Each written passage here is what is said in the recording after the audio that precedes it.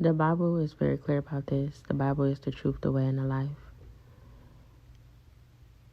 I have not met anyone who hears from God accurately that has experienced God telling them that something in the Bible is not true. If that happens, I don't see it happening. But let's just say if. But it's not. One thing that will always be a truth that's in the Bible is God do not want you to have sex outside of marriage. Now, people always say, well, in the Bible, sex was the marriage.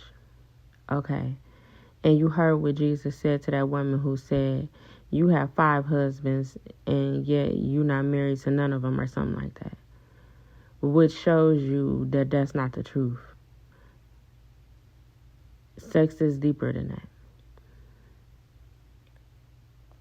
If sex was marriage, then the man who raped that woman in the Bible would not have asked to marry her and begged to marry her. Okay? It's that simple. It's too many people who believe in God that are having sex outside of marriage. You cannot control yourself outside of marriage. You are not going to be able to control yourself inside of marriage. If you cannot stop having sex for God, you are not ready for the mantle that God has for you. And that's just really the truth.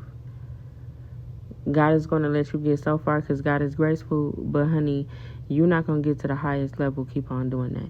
You have to control your urges. First of all, you have to get to the point where you experience God is greater than sex. Because God invented sex. Sex is not the highest pleasure.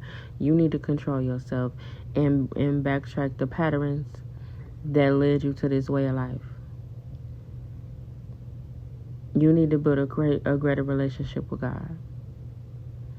Because you cannot tell me that you have mastered the fruits of the Spirit, that you have discipline, that you don't have an attitude problem, that you don't have a patience problem, and that you are freed of your trauma and you still have an unwed sex. You can't tell me that. Because all of those things are the reasons why people do that. It's very disrespectful to God. It's very disrespectful to yourself.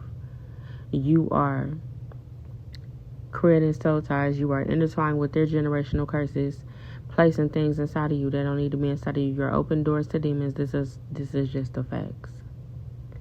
And you're going to have to do a lot of work to unyoke yourself from those things. It's going to be a lot of things that you're going to have to do the more people that you continue to have sex with.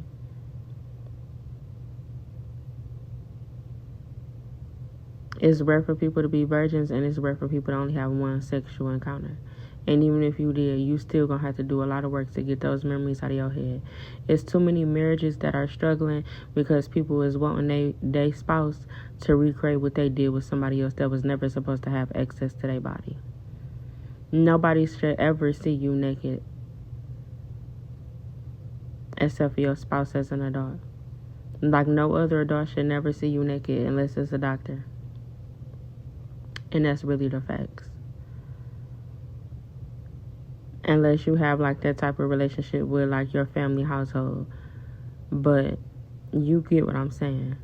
Like the phrase of this year is tighten up. God told me that. It's time for his children to stop looking like the world. It's time for his children to get rid of everything that is ungodly in them. I love you so much. And most importantly, God loves you even more.